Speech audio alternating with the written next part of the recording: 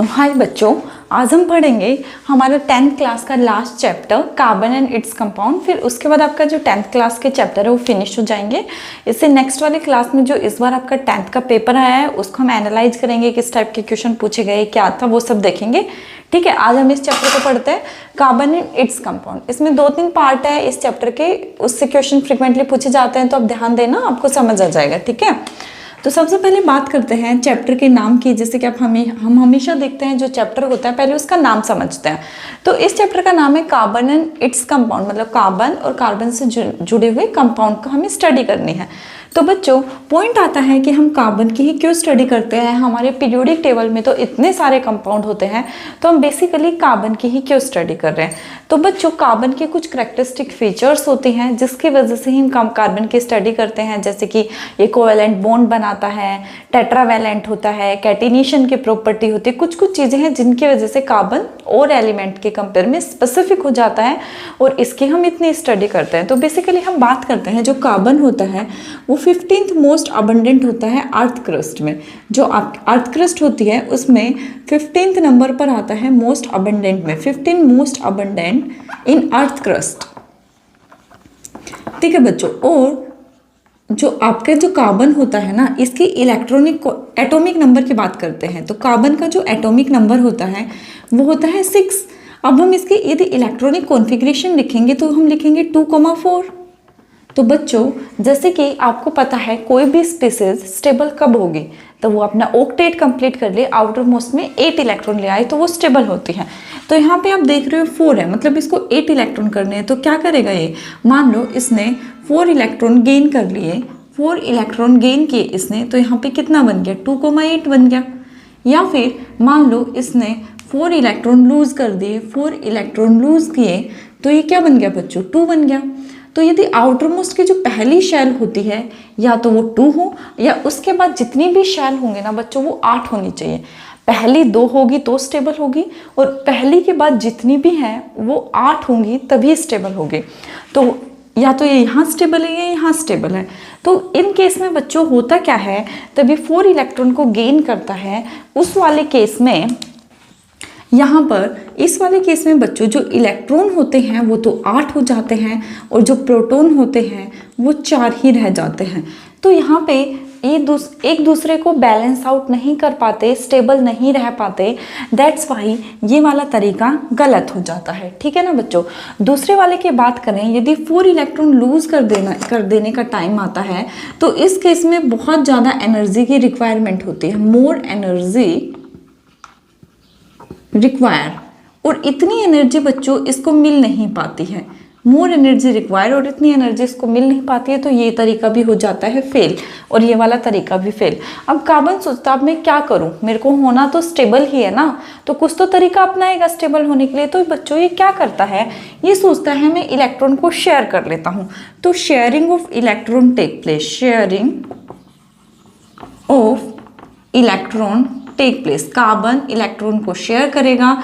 जैसे कि बच्चों 2 कार्बन है, एक कार्बन यहाँ है, एक कार्बन यहाँ है, इसके भी आउटर मोस्ट में 4 है, इसके भी आउटर मोस्ट में 4 है।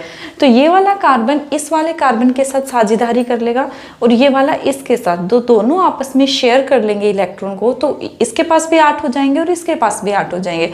दैट्स वाई कार्बन में शेयरिंग ऑफ इलेक्ट्रॉन होती है, और यही रीजन है कि carbon form covalent bond, carbon form covalent bond. इसका मतलब बच्चों क्या हुआ, कोवेलेंट बॉन्ड कैसे बनता है, कोवेलेंट बॉन्ड हमेशा शेयरिंग ऑफ इलेक्ट्रॉन से बनता है। जहाँ भी इलेक्ट्रॉन की शेयरिंग होगी वहाँ हमेशा कोवेलेंट बॉन्ड बनेगा। आपके एग्जाम में क्वेश्चन पूछा जाएगा कि कार्बन कोवेलेंट बॉन्ड क्यों बनाते हैं, तो आपको यही एक्सप्लेन करना है कि कार्बन है उसको स्टेबल होना है। तो पहला तरीका ये होता है या तो वो लूज कर दे, तो लूज करने का सोचेगा तो उसको बहुत ज़्यादा एनर्जी की रिक्वायरमेंट होगी और वो उसको मिल नहीं पाती, तो ये वाला तरीका भी फेल हो जाता है। दूसरा इसके पास होता है यदि 4 इलेक्ट्रॉन का गेन कर ले तो भी ये स्टेबल हो जाएगा, क्योंकि आउटर मोस्ट में 8 हो जाएगा। तो बच्चों इस वाले तरीके में क्या हो जाता है, इलेक्ट्रॉन प्रोटॉन के नंबर में बहुत ज़्यादा डिफरेंस हो जाता है और स्टेबिलिटी नहीं अटेन कर पाता। दैट्स वाई ये तरीका भी फेल हो जाता है। At the end carbon decide sharing of the electron, that's why carbon form the covalent bond. ठीक है ना बच्चों, यही रीजन है जो आपका कार्बन है वो कोवेलेंट बॉन्ड बनाता है। आ गया ना समझ। तो ये वाली चीज़ समझ आ गई कि कार्बन की हम क्यों स्टडी करते हैं, बिकॉज कार्बन में कोवेलेंट बॉन्ड बनता है, कार्बन में कुछ स्पेसिफिक प्रॉपर्टी होती है जो हम प्रॉपर्टी में पढ़ेंगे, जैसे कैटिनेशन हो गई, सेल्फ लिंकिंग की प्रॉपर्टी हो गई, स्टेबिलिटी के कुछ पॉइंट होते हैं, टेट्रावेलेंट होता है, ये प्रॉपर्टीज में मैं बताऊंगी, तब आपको समझ आ जाएंगे कैटिनेशन है क्या, टेट्रावेलेंसी क्या है। ये वाली चीज़ समझ आ गई ना, कार्बन कोवेलेंट बॉन्ड क्यों बना रहा है, बिकॉज ना गेन कर पा रहा ना लूज कर पा रहा, दैट्स वाई शेयर कर रहा है इलेक्ट्रॉन को, and that's why the carbon form the covalent bond बच्चों। ठीक है, अब आता है कि कोवेलेंट बॉन्ड कितने टाइप का होता है। तो बेसिकली बच्चों जो कोवेलेंट बॉन्ड होता है आपका 3 टाइप का होता है, सिंगल, डबल एंड ट्रिपल। अब सिंगल, डबल, ट्रिपल का कैसे अरेंजमेंट करेंगे वो देखना आप। जैसे कि हाइड्रोजन का केस है बच्चों, हाइड्रोजन के केस में आपने देखा होगा सिंगल बॉन्ड बनता है, तो सिंगल बॉन्ड का मतलब क्या हो गया, सिंगल कोवेलेंट बॉन्ड बन रहा है। ठीक है, यदि डबल बॉन्ड बनेगा तो डबल कोवेलेंट बॉन्ड, और ट्रिपल बॉन्ड बनेगा तो ट्रिपल कोवेलेंट बॉन्ड। देखो अब बात करते हैं type of covalent bond, type of covalent bond. तो सबसे पहले बच्चों आता है आपके पास single covalent bond, single covalent bond, single covalent bond. तो ये कैसे बनता है, पहले ये वाली चीज देखना। जैसे कि बच्चों एग्जांपल लेते हैं हम हाइड्रोजन का, तो हाइड्रोजन के पास आउटर मोस्ट में कितने इलेक्ट्रॉन होता है, 1 हो गया। इस वाले हाइड्रोजन के पास 1 हो गया। तो ये क्या करेगा बच्चों, कोवेलेंट बॉन्ड का मतलब क्या होता है, जो बॉन्ड शेयरिंग ऑफ इलेक्ट्रॉन से बने वो कोवेलेंट बॉन्ड होता है। तो इस वाले हाइड्रोजन ने इस वाले हाइड्रोजन के साथ शेयर कर लिया अपने इलेक्ट्रॉन, ठीक है, और इस वाले हाइड्रोजन ने इसके साथ शेयर कर लिए। तो बच्चों देखो इस वाले हाइड्रोजन के पास भी 2 हो गए और इस वाले के पास भी 2 हो गए, तो स्टेबल हो गया ना, that's why the hydrogen form. अब देखो एक इलेक्ट्रॉन का शेयर किया तो सिंगल बॉन्ड आ गया, तो हाइड्रोजन का क्या हो गया, सिंगल कोवेलेंट बॉन्ड। एक इलेक्ट्रॉन शेयर किया, एक सिंगल बॉन्ड बना, that's why single covalent bond. अब बात करते हैं बच्चों डबल कोवेलेंट बॉन्ड की, डबल कोवेलेंट बॉन्ड। इसमें क्या होता है बच्चों, जैसे हम एग्जांपल लेते हैं ऑक्सीजन का, ऑक्सीजन के आउटरमोस्ट इलेक्ट्रॉन 6 होते हैं बच्चों, तो 1 2 3 4 5 6। दूसरे वाले ऑक्सीजन के पास भी 6, 1 2 3 4 5 6। तो ये क्या करेगा, डबल कोवेलेंट बॉन्ड बनाएगा। तो इसको आउटर मोस्ट में कितने इलेक्ट्रॉन करने, 8। थोड़ी देर पहले क्या बताया था, यदि पहली शेल है उसके आउटर मोस्ट में 2 होगा तो वो स्टेबल होगा। उसके बाद जितनी भी शेल है ना बच्चों उनमें 8 ही होने चाहिए। तो पहली में तो देखो 2 हो गए तो स्टेबल हो गई। अब ये वाली दूसरी होती है, इसका 8 एटॉमिक नंबर ऑक्सीजन का होता है 8। तो इसको किस तरीके से अरेंज करेंगे, 2,6, ठीक है। अब इसके आउटमोस्ट में 8 इलेक्ट्रॉन करने हैं हमें, तो ये 2 इलेक्ट्रॉन को शेयर करेगा। तो शेयर किस तरीके से करेगा बच्चों, देखो ऑक्सीजन के 2 इलेक्ट्रॉन शेयर कर लिए, बिकॉज इसको 8 करने हैं ना, एट द एंड इसको स्टेबल होना है, 2,8 करने हैं, तो इसने 2 इलेक्ट्रॉन इसके साथ साझेदारी कर ली। सेम ये वाला इसके साथ साझेदारी कर लेगा और 2 इलेक्ट्रॉन इसके ले लेगा। तो बच्चों इसने इसके साथ 2 इलेक्ट्रॉन का शेयर किया और इस वाले ऑक्सीजन ने अपने बगल वाले ऑक्सीजन से 2 इलेक्ट्रॉन का शेयर किया। तो ये क्या बन गया, ऑक्सीजन डबल बॉन्ड ऑक्सीजन। तो डबल बॉन्ड की वजह से इसको क्या बोल रहे हैं, डबल कोवेलेंट बॉन्ड, ठीक है। अब बात करते हैं बच्चों ट्रिपल कोवेलेंट बॉन्ड के, ट्रिपल कोवेलेंट बॉन्ड। तो इस केस में कैसे होता है, देखो जैसे नाइट्रोजन का एग्जांपल देखते हैं हम, नाइट्रोजन। तो नाइट्रोजन के आउटरमोस्ट इलेक्ट्रॉन बच्चों 5 होते हैं, 1 2 3 4 5, 1 2 3 4 5। तो इसको भी अपने आउटर मोस्ट में कितने करने हैं, 8 करने हैं। तो ये इसका क्या हो गया, 5 आउटर मोस्ट में है तो इसको 3 इलेक्ट्रॉन और चाहिए। तो 3 इलेक्ट्रॉन की साझेदारी कर लेगा बगल वाले नाइट्रोजन से, तो इसने इससे 3 इलेक्ट्रॉन ले लिए। इस तरीके से ये वाला नाइट्रोजन भी बच्चों बगल वाले से 3 इलेक्ट्रॉन ले लेगा और क्या बना लेगा, नाइट्रोजन ट्रिपल बॉन्ड नाइट्रोजन। आगे ना समझ, इसका जो नाइट्रोजन का वो होता है 2,5, ठीक है, समझ आ गया ना। Single covalent bond outermost shell में क्या होगा, 2 स्टेबल होगा। दूसरी वाली में दूसरी तीसरी चौथी जितनी भी आएगी इसमें 8 स्टेबल होगा, 8 करना है। तो यहाँ पे देखो 8 किया ना बच्चों, इसने भी 2,5 से 3 इलेक्ट्रॉन का गेन करके कितना कर लिया, 3 इलेक्ट्रॉन का गेन करके 2,8 कर लिया, ठीक है ना। यही रीज़न है बच्चों कि कोवेलेंट बॉन्ड बनता क्या है, शेयरिंग ऑफ इलेक्ट्रॉन होती क्या है, इसका यही रीज़न है। कोई भी एटम स्टेबल होना चाहता है, स्टेबल कब होगा, तब उसके आउटर मोस्ट में या तो पहली में 2 हो और उसके बाद जितने भी आउटर मोस्ट बच गए उनमें कितने होने चाहिए, 8 इलेक्ट्रॉन होने चाहिए। हाइड्रोजन के केस में पहली शेल ही होती है, बाकी नहीं होती है, तो पहले में कितने होगा 2 और बाकी में कितने होंगे 8। ठीक है, समझ आ गया।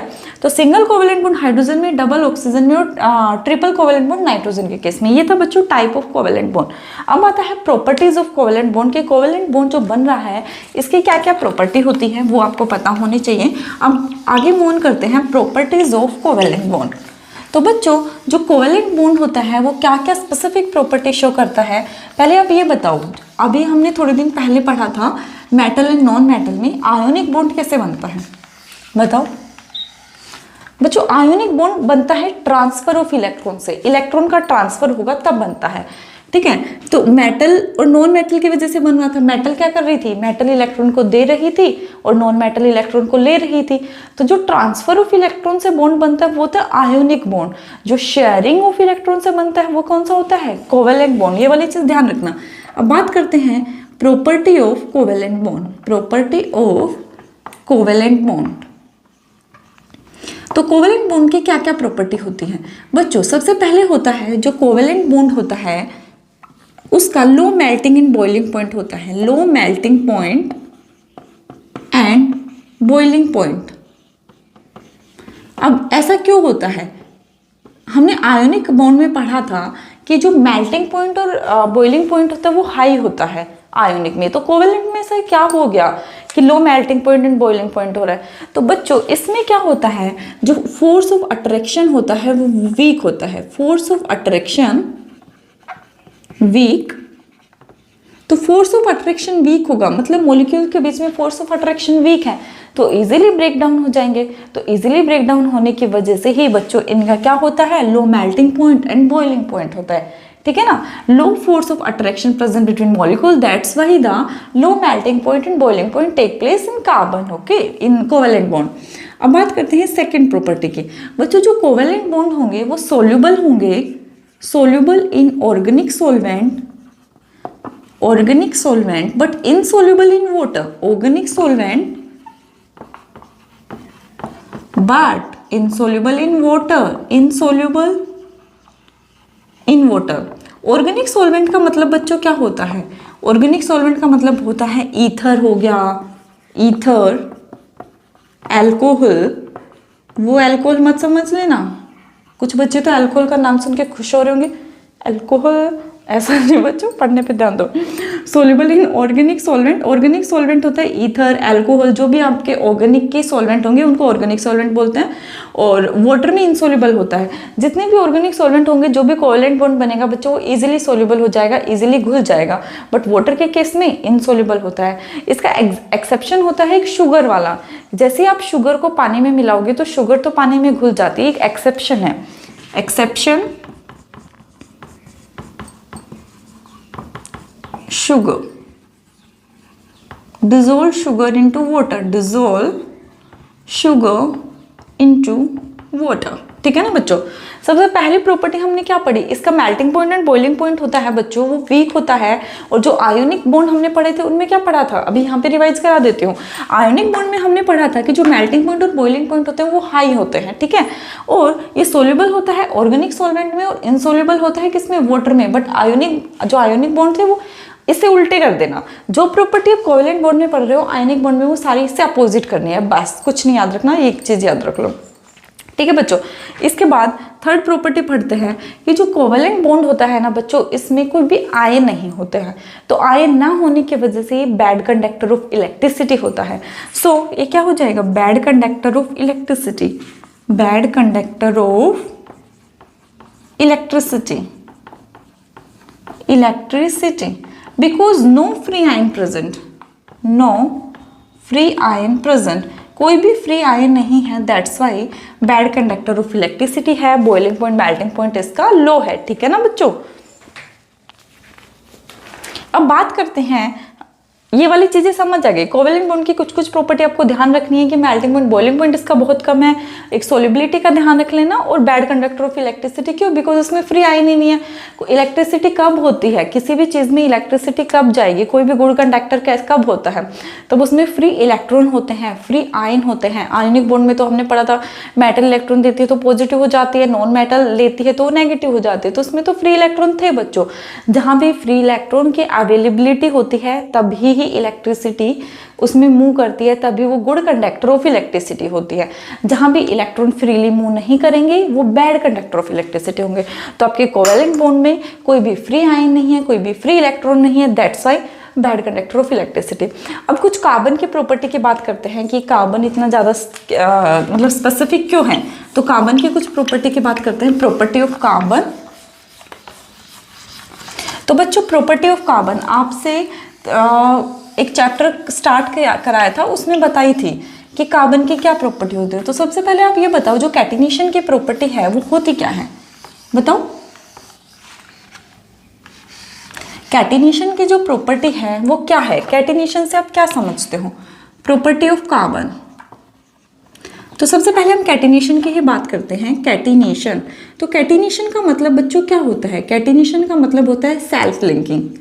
सेल्फ लिंकिंग, सेल्फ लिंकिंग से आप क्या समझते हो, मतलब जैसे कार्बन है तो बहुत सारे कार्बन है तो कार्बन आपस में अटैच हो जाते हैं, उसको सेल्फ लिंकिंग बोलते हैं। जितने मतलब कार्बन आपस में अटैच होते रहेंगे और लॉन्ग चेन बनाते रहेंगे। इसलिए तो हम ऑर्गेनिक केमिस्ट्री में इतने ज़्यादा कार्बन सीरीज की स्टडी करते हैं, क्योंकि कार्बन होता है वो आपस में कार्बन के साथ जुड़ता जाता है। जैसे कि आपने देखा होगा जैसे कार्बन ये साथ में जुड़ रहा है ना बच्चों, इसी को बोलते हैं catenation property, self linking. Carbon अपने से सेम कार्बन के साथ जुड़ जाता है, जुड़ता रहता है और बहुत लॉन्ग चेन बना लेता है।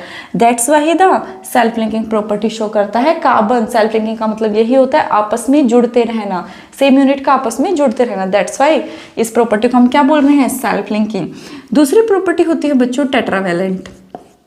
टेट्रावेलेंट, टेट्रावेलेंट का मतलब क्या होता है, टेट्रावेलेंट का मतलब होता है जो कार्बन होता है ना उसकी चार, ये मान लो कार्बन के चार, दो हाथ ऐसे हैं, दो हाथ ऐसे हैं। दो हाथ तो अपने भी है, कार्बन के क्या है, चार हाथ हैं, दो ऐसे, एक आगे लगा लो एक पीछे लगा लो, ऐसे हाथी की तरह। ये कार्बन के चार हाथ मान लो। तो कार्बन मान लो हाथी है, उसके दो हाथ तो है ही हैं, उसके साथ में दो एडिशनल हाथ हो रहे हैं, ठीक है, चारों तरफ इसके हाथ है। तो टेट्रावेलेंट का मतलब यही होता है चारों साइड से ये अटैच हो जाएगा। जैसे हाइड्रोजन से मान लो, किसी से भी मान लो, हाइड्रोजन से मान लो, ऑक्सीजन से मान लो, तो ये आपस में अटैच होता रहेगा, चार साइड से अटैच होता रहेगा। जैसे कि एग्जांपल देख लो CH4, तो CH4 में क्या है, कार्बन टेट्रावेलेंट है तो चार हाथ हैं इसके, चारों तरफ से अटैच हो गया, ठीक है ना। ये प्रॉपर्टी, इसको बोलते हैं टेट्रावेलेंट। अब बात करते हैं बच्चों स्टेबिलिटी के। तो कार्बन होता है वो स्टेबल ज़्यादा रहता है, क्यों, क्योंकि कार्बन का जो साइज होता है वो कम होता है, लेस साइज होने की वजह से बच्चों जो कार्बन का न्यूक्लियस होता है वो इलेक्ट्रॉन को अच्छे से होल्ड करके रखता है। Less size, so due to this nucleus of carbon hold electron effectively. तो क्या क्या प्रॉपर्टी पढ़ी, सबसे पहले हमने प्रॉपर्टी पढ़ी कैटिनेशन की, सेल्फ लिंकिंग शो करता है, आपस में यूनिट अटैच होती रहती है सेम। दूसरी हमने पढ़ी टेट्रावेलेंट की, इसकी हाथी की तरह बहुत ज़्यादा ये जाइंट होता है और इसके दो हाथ तो सबके होते हैं तो इसके चार हाथ है, ये चार यूनिट को अटैच कर लेता है अपने सराउंडिंग में, ठीक है। एक हमने पढ़ा स्टेबिलिटी। स्टेबिलिटी का मतलब यही हुआ कि जो कार्बन है उसका साइज छोटा है, साइज छोटा होने की वजह से इसके बीच में जो बच्चे न्यूक्लियस है ना, तो न्यूक्लियस के सराउंडिंग में जितने भी इलेक्ट्रॉन है वो उनको इजीली होल्ड करके रखता है। तो इसी नेचर की वजह से ये क्या होता है, कार्बन स्टेबल होता है, ठीक है। समझ आ गया ना बच्चों, कार्बन की 3-4 प्रॉपर्टी है, ये ध्यान रखना। इसके बाद हम बात करेंगे आपके पास कि एलोट्रोप क्या होता है। कार्बन एलोट्रोप शो करता है, जैसे आपने पढ़ा होगा डायमंड हो गया, ग्रेफाइट हो गया, फुल ग्रीन हो गया। तो जो एलोट्रोप होते हैं ये होते क्या हैं वो सब देखना है हमें।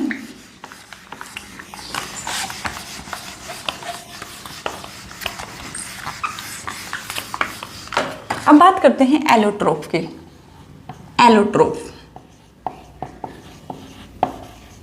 तो बच्चों जो एलोट्रोप होता है ना वो होता है physical form different but general chemical form is same. General chemical form is same. तो बच्चों इसका मतलब क्या हुआ, जैसे कि इसमें हम पढ़ेंगे डायमंड, ग्रेफाइट और फुलरिन। तो इसके क्या होता है, जो फिजिकल एग्जिस्टेंस होता है ना वो अलग अलग होता है, but general chemical form same का मतलब क्या होता है, बने तो सारे ही कार्बन से होते हैं ना। फिजिकल एग्जिस्टेंस जिनकी अलग हो लेकिन उनका जनरल जो मेन एलिमेंट है वो सेम हो, उनको हम बोलते हैं एलोट्रोप। तो बच्चों इसमें हम 3 एलोट्रोप के बारे में पढ़ेंगे। सबसे पहले है डायमंड, देन हम पढ़ेंगे ग्रेफाइट, और सबसे लास्ट हम पढ़ेंगे बच्चों फुलरिन। यहां बता देते हैं फुलरिन।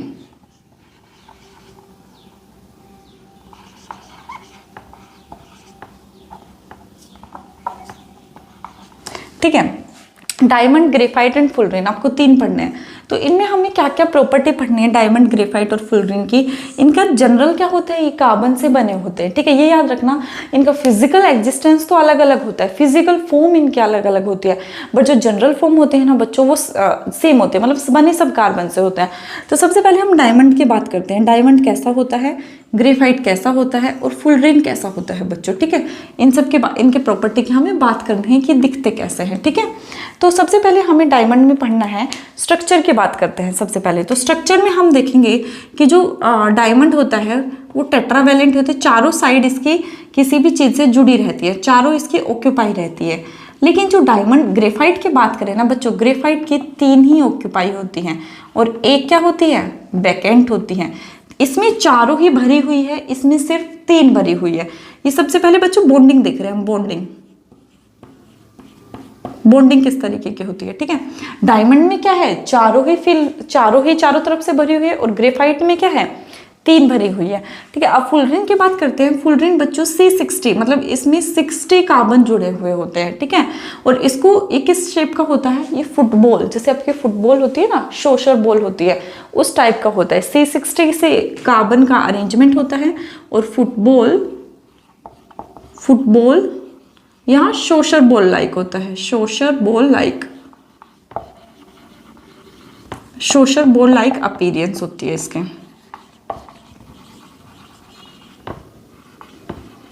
सबसे पहले हमने पढ़ा बॉन्डिंग में डायमंड में क्या पढ़ा, चारों साइड आपस में इसकी भरी हुई है चारों तरफ से।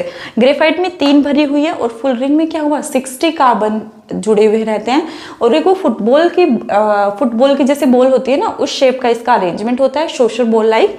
ठीक है, अब इसमें हम पढ़ते हैं, बॉन्डिंग वाला पार्ट आपका कंप्लीट हो गया। अब इसके बाद पढ़ते हैं, जैसे बच्चों इसमें देखो चारों साइड से जुड़ा हुआ है, तो कितने कोवेलेंट बॉन्ड होंगे, 4 कोवेलेंट बॉन्ड।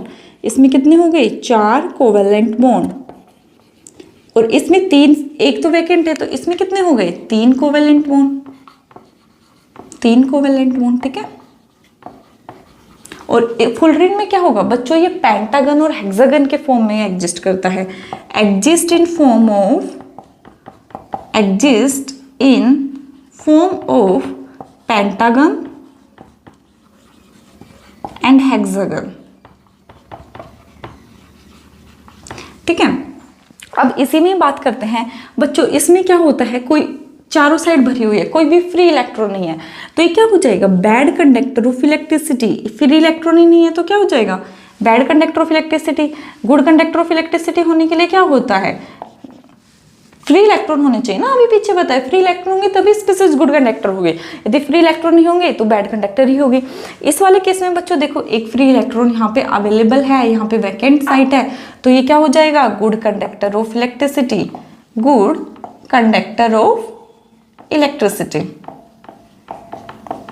और जो ये वाला है, ये भी पूरा कॉम्पैक्ट स्ट्रक्चर है, कोई फ्री इलेक्ट्रॉन नहीं है, तो ये भी क्या हो जाएगा, bad conductor of electricity, bad conductor of electricity हो जाएगा।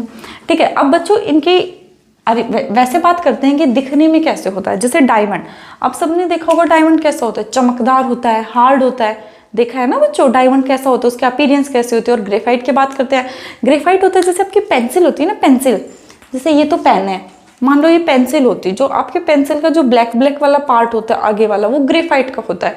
तो वो कैसा होता है, वो स्मूथ होता है बच्चों, स्मूथ होता है। ठीक है, अभी एक दो प्रॉपर्टी और लिख देती हूँ यहाँ ऊपर। जो आपका डायमंड होता है वो कैसा होता है, हार्ड होता है, हार्ड, ट्रांसपेरेंट, और कहाँ यूज होता है बच्चों, यूज इन ज्वेलरी, ज्वेलरी में यूज होता है, ज्वेलरी में यूज होता है, use in jewellery, use in jewellery. और यदि ग्रेफाइट की बात करें तो ग्रेफाइट कैसा होता है, सॉफ्ट होता है, और किस में यूज होता है, used in pencil, use in pencil. और बच्चों आपका जो फुलरेन होता है वो जो नैनो टेक्नोलॉजी और जो ड्रग वाला पार्ट, जो ड्रग इंडस्ट्री होती है ना, उसमें फुलरेन का यूज होता है, use in drugs and nano technology. देखो सबसे पहले हमने बॉन्डिंग का पढ़ा कि चारों तरफ से डायमंड है वो ऑक्यूपाई है, कोई भी फ्री इलेक्ट्रॉन नहीं है। तो फ्री इलेक्ट्रॉन नहीं है तो क्या हो गया, बैड कंडक्टर हो गया। दूसरी जब ग्रेफाइट में 3 ऑक्यूपाई है, 1 वैकेंट है, 1 वैकेंट होने की वजह से क्या हो गया, गुड कंडक्टर ऑफ इलेक्ट्रिसिटी हो गया। फुलरेन में हमने पढ़ा C60 अरेंजमेंट होता है, बहुत कॉम्पैक्ट होता है, दैट्स वाई कॉम्पैक्ट हो गया, कोई फ्री इलेक्ट्रॉन नहीं होंगे तो वो क्या हो जाएगा, बैड कंडक्टर ऑफ इलेक्ट्रिसिटी हो गया। और इनके हमने जनरल अपीयरेंस देख ली कि होते किस तरीके से, कहाँ कहीं यूज होते हैं। ठीक है, इसके बाद बच्चों हम बात करेंगे आपके हाइड्रोकार्बन की किस तरीके से हम नेमिंग देते हैं, कोई भी मॉलिक्यूल दिया रहेगा उसकी नेमिंग किस तरीके से देते हैं। ठीक है, ये वाला पार्ट है वो समझने वाला पार्ट है, वो आप ध्यान देना। इसके बाद वही पढ़ेंगे hydrocarbon and naming of the molecule. ठीक है,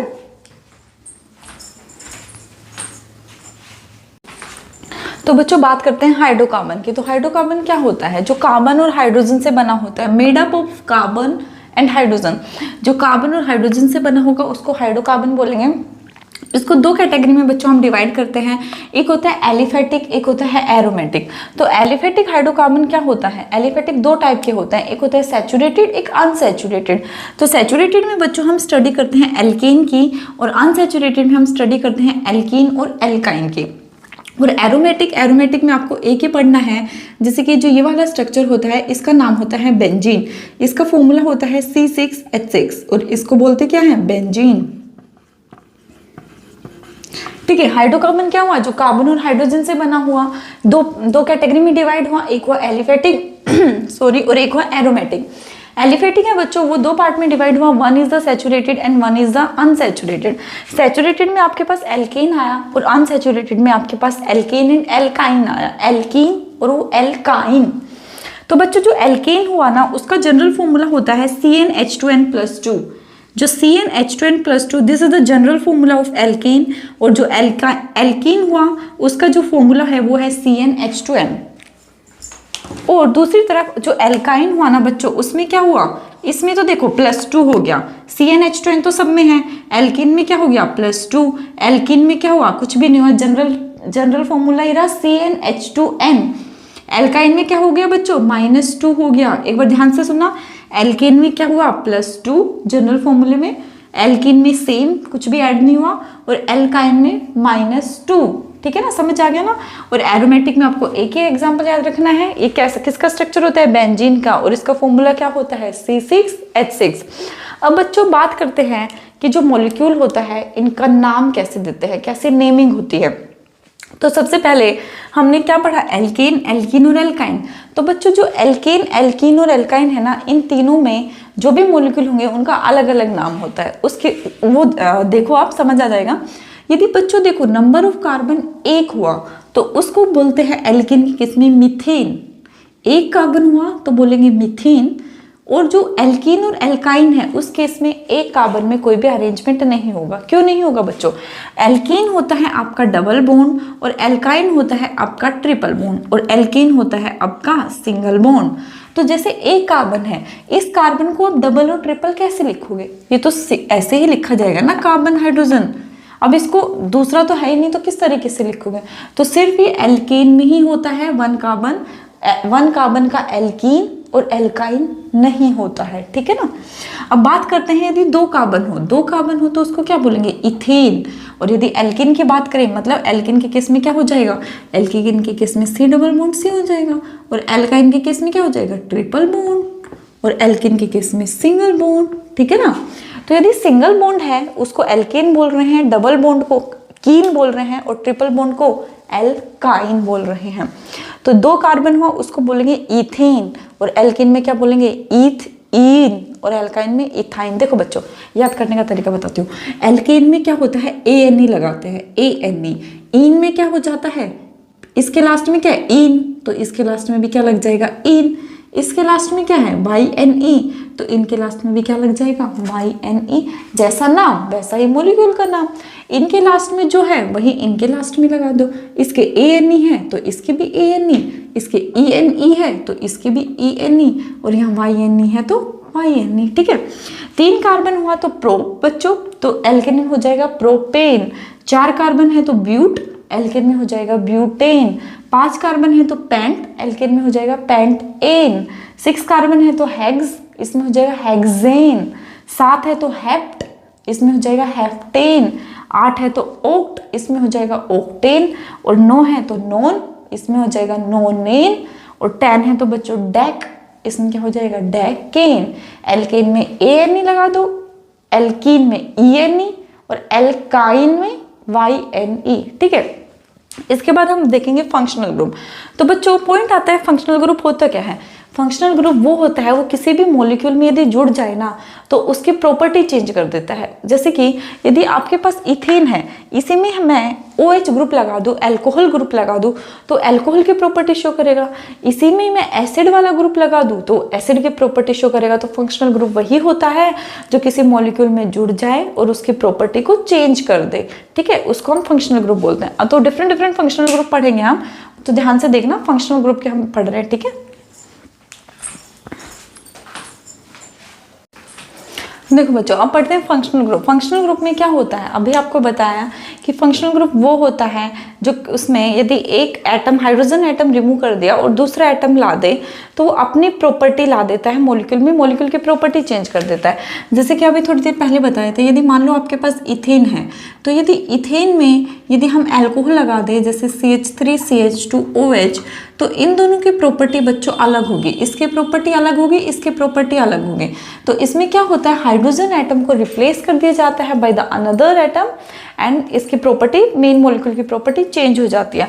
तो ये समझने वाला टॉपिक है बच्चों, ध्यान देना। जैसे हैलोजन, तो हैलोजन का मतलब क्या होता है, जैसे क्लोरीन हो गया, ब्रोमीन हो गया, आयोडीन हो गया, फ्लोरीन हो गया, इनको बोलते हैं हैलोजन। तो इनकी नेमिंग किस तरीके से देते हैं, ये वाली चीज़ ध्यान देना बच्चों। जैसे कि आपके पास एग्जाम्पल है CH3CH2, मान लो ब्रोमीन लगा है, तो इसकी नेम किस तरीके देंगे, तो ब्रोमीन, ब्रोमीन को हम लिखेंगे ब्रोमो। और ये मॉलिक्यूल क्या है, 2 कार्बन का मॉलिक्यूल क्या बताया था, इथेन। सिंगल बॉन्ड है तो क्या हो जाएगा, इथेन, तो ब्रोमो इथेन इसका नाम हो गया। मान लो बच्चों इसकी जगह क्लोरीन होता, इसी की जगह क्लोरीन होता, तो इसका नाम हो जाता क्लोरो इथेन। यदि इसकी जगह आयोडीन होता तो क्या हो जाता, आयोडो इथेन, ठीक है। जैसा फंक्शनल ग्रुप आप अटैच करोगे नाम उस तरीके से ही चेंज हो जाएगा। यदि मान लो ये इस तरीके से होता, C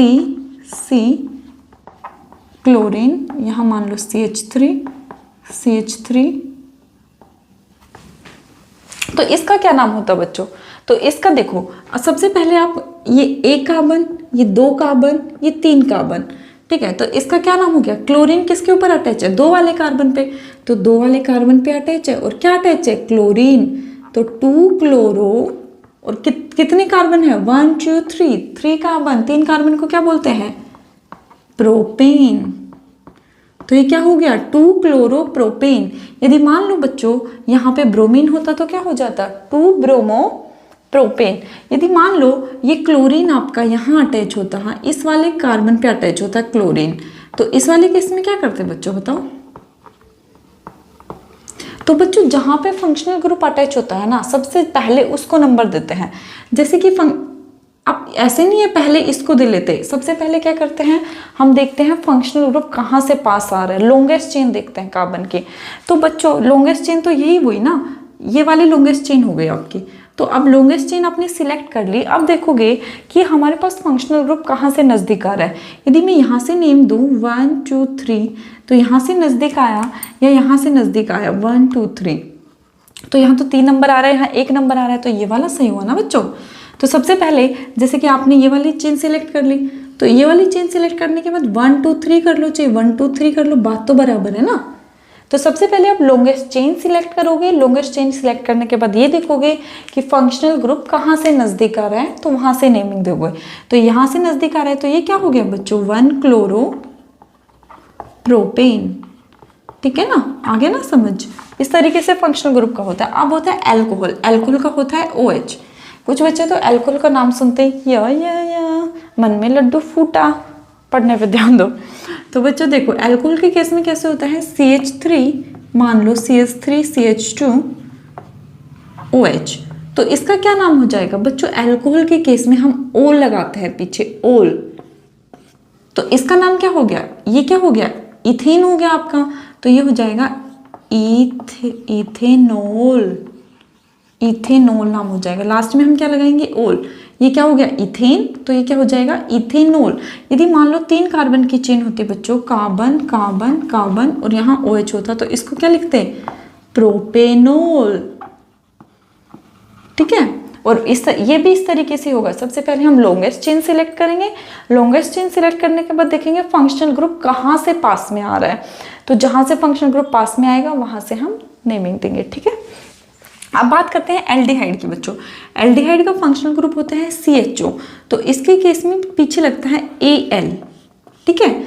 जैसे कि CH3 CH2 CHO, तो number 1 carbon, number 2 carbon, number 3 carbon, तो कितने हो गए 3 कार्बन, 3 कार्बन हम क्या लिखते हैं प्रोप, तो प्रोपेनल, लास्ट में क्या लगाएंगे L, जैसे इसमें लास्ट में लगा रहे थे OL, तो इसमें लास्ट में AL, ठीक है। और अरेंजमेंट सब बच्चों ऐसे होगा, जैसे कि ये होगा C,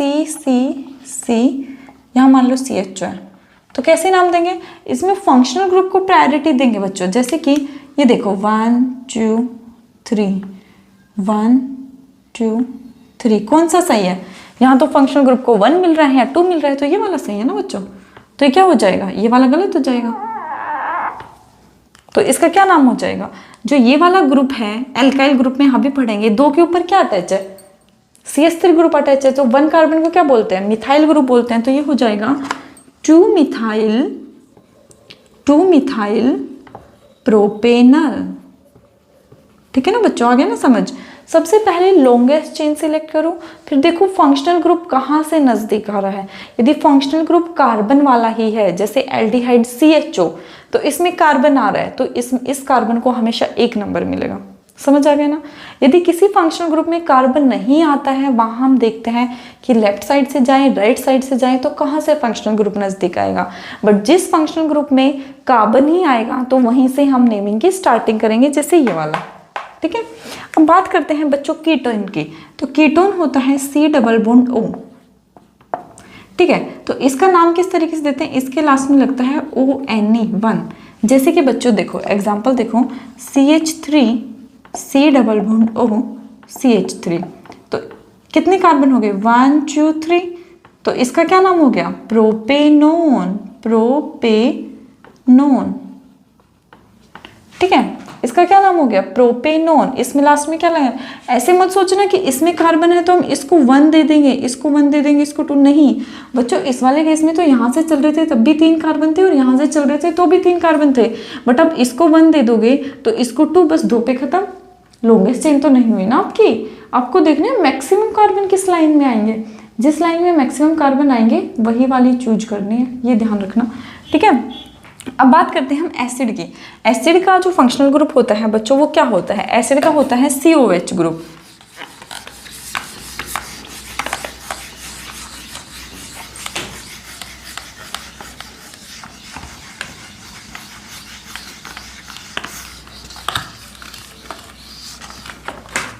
एसिड का होता है, अब बात करते हैं एसिड की। तो एसिड का जो ग्रुप होता है वो होता है C double bond O OH। इसको बोलते हैं बच्चों ओइक एसिड, इसके लास्ट में लगाएंगे ओइक। तो इसको किस तरीके से अरेंजमेंट होता है, देखो CH3 C double bond O, तो इसका क्या नाम देंगे 1 2। यदि मान लो ऐसे दे दिया 1 2 तो ये तो गलत हुआ ना, इसको 2 नंबर थोड़ी आ सकता है। यदि हमारे पास मैक्सिमम कार्ब, सबसे पहले क्या देखेंगे मैक्सिमम। अब मैक्सिमम देखेंगे फंक्शनल ग्रुप कहाँ से पास में आ रहा है, जहाँ से फंक्शनल ग्रुप पास में आएगा वो वाला क्या होगा राइट। तो देखो यहाँ ये वाला सही हुआ, तो इसका क्या नाम हो गया इथेनोइक एसिड। इथेनोइक, लास्ट में क्या लगेगा ओइक एसिड। यदि बच्चों बात करें CH3 CH2 CH2 COOH, इसका क्या नाम होगा 1 2 3 4। यहाँ से दोगे तो भी 1 2 3 4, फिर देखेंगे फंक्शनल ग्रुप कहाँ से पास में आ रहा है यहाँ से, तो ये क्या हो जाएगा 4 को क्या बोलते हैं ब्यूट, तो ये हो जाएगा ब्यूटेनोइक एसिड। ब्यूटेनोइक एसिड, ठीक है ना। अब आपका लास्ट फंक्शनल ग्रुप आता है एल्काइल ग्रुप। एल्काइल ग्रुप, ये वाली चीज़ बच्चों ध्यान रखना, एल्काइल ग्रुप का कैसे देखना ये मेन है। तो एल्काइल ग्रुप का देखें जैसे CH3 CH2 CH3 CH3, यहाँ मान लो CH3। तो इसको किस तरीके से नेमिंग देंगे बच्चों, देखो जैसे कि हमने ये दे दिया 1 कार्बन, ये 2 कार्बन, ये 3 कार्बन, ये 4 कार्बन। आप इसको ऐसे भी दे सकते हो, ये 1 ये 2 ये 3 ये 4। आ तो 4 ही रही है ना बच्चों, जहां से भी लॉन्गेस्ट चेन आएंगे, firstly select the longest chain. Firstly select longest chain, longest chain. इसके बाद लॉन्गेस्ट चेन सिलेक्ट करने के बाद ये देखोगे कि आपके पास जो ग्रुप अटैच है, आगे पीछे जो ग्रुप अटैच है वो कहाँ से पास में आ रहा है। यदि बच्चों मैं यहाँ से नेमिंग दे देती 1 2 3 4, तो ये वाला तो 3 पे आता, बट यहाँ से नेमिंग दी तो ये 2 पे आ रहा है ना। तो सबसे पास कौन है, सबसे नज़दीक कौन सा नंबर है, 2 वाला पास है ना, तो ये वाला सही हो जाएगा। ठीक है, तो इसका नाम क्या होगा, 2 के ऊपर क्या अटैच है मिथाइल ग्रुप अटैच है, तो इसका नाम हो जाएगा बच्चों 2 मिथाइल।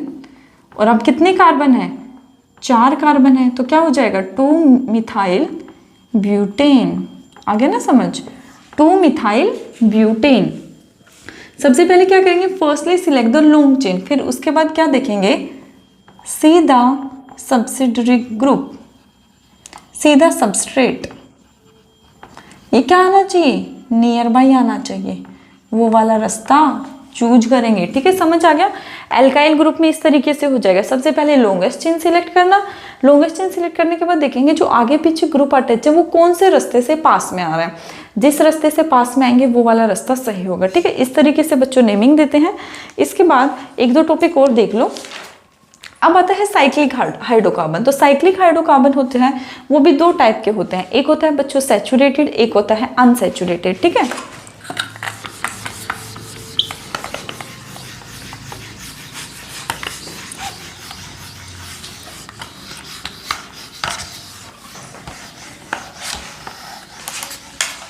अब बात करते हैं साइक्लिक हाइड्रोकार्बन की। साइक्लिक हाइड्रोकार्बन,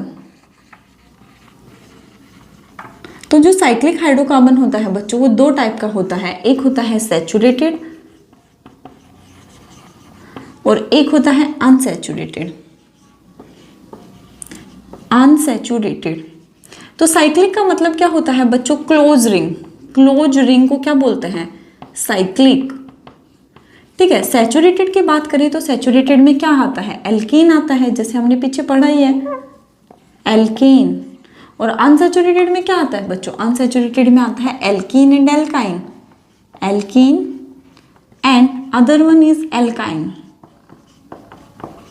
अब बात करते हैं इसके एग्जाम्पल की। मान लो क्लोज रिंग बनानी है हमें, ये मान लो ये क्लोज रिंग हो गई, तो इसका किस तरीके से नाम देंगे बच्चों, जैसे 1 2 3, 3 कार्बन की है, तो क्लोज वाले में क्या हो जाएगा, साइक्लो आगे लगाते हैं, साइक्लो। 3 कार्बन है तो क्या हो गया, साइक्लोप्रोपेन। यदि मान लो ये इस तरीके से होता है 4 1 2 3 4, तो ये क्या हो जाएगा, साइक्लो आगे लगाएंगे, 4 की है तो क्या हो जाएगा ब्यूट, तो साइक्लोब्यूटेन। 5 की हुई तो क्या हो जाएगा, 5 की हुई तो साइक्लोपेंटेन। पेंटेन। और अनसैचुरेटेड की बात करें, इसमें एल्कीन एंड एल्काइन, जैसे कि बच्चों ये इस तरीके से होता तो इसको क्या बोलते हैं, साइक्लो। एल्कीन के केस में क्या बताया है, हमेशा क्या लगाते हैं, ENE, तो साइक्लोप्रोप, लास्ट में क्या, ENE, तो ENE हो जाएगा। इस तरीके से मान लो ये इस तरीके से है, तो इसको क्या बोल देंगे, साइक्लो ब्यूटीन। ठीक है, इस तरीके से जिसमें ट्रिपल बॉन्ड होगा तो उसको क्या लगा देंगे उसके लास्ट में, YNE। ठीक है, ये होता है आपका साइक्लिक हाइड्रोकार्बन की नेमिंग। अब बात करते हैं बच्चों इलेक्ट्रॉन डॉट स्ट्रक्चर, जो आपके एग्जाम में मोस्टली पूछा जाता है कि CH4 का इलेक्ट्रॉन डॉट स्ट्रक्चर बताओ कैसे रिप्रेजेंट किया जाएगा। ठीक है, इसके बाद आपका केमिकल प्रॉपर्टी वाला पार्ट बचेगा और क्लींजिंग एक्शन बचेगा, बस फिर ये चैप्टर खत्म हो जाएगा। ये चैप्टर सबसे बड़ा है बच्चों आपके 10th क्लास का। ठीक है, अब बात करते हैं electron dot structure. Electron dot structure ये किस तरीके से बनता है, ये वाली चीज ध्यान देना। सबसे पहले हम देखते हैं CH4 का। तो बच्चों कार्बन में जैसे चैप्टर शुरुआत किया था तब बताया था कार्बन में आउटर मोस्ट इलेक्ट्रॉन कितने हैं, 2, कितने बताए थे, बताओ 2,4 बताए थे ना। तो 2,4 कार्बन में है 2,4 और हाइड्रोजन में कितना है 1। आउटर मोस्ट में इसमें 4 बनाना है, तो कार्बन में 4 बना दो आउटर मोस्ट में। हाइड्रोजन में कितना बनाना है, 1 बनाना है, तो हाइड्रोजन में बना दो 1। अब यहाँ लिखो हाइड्रोजन में 1 बना दो।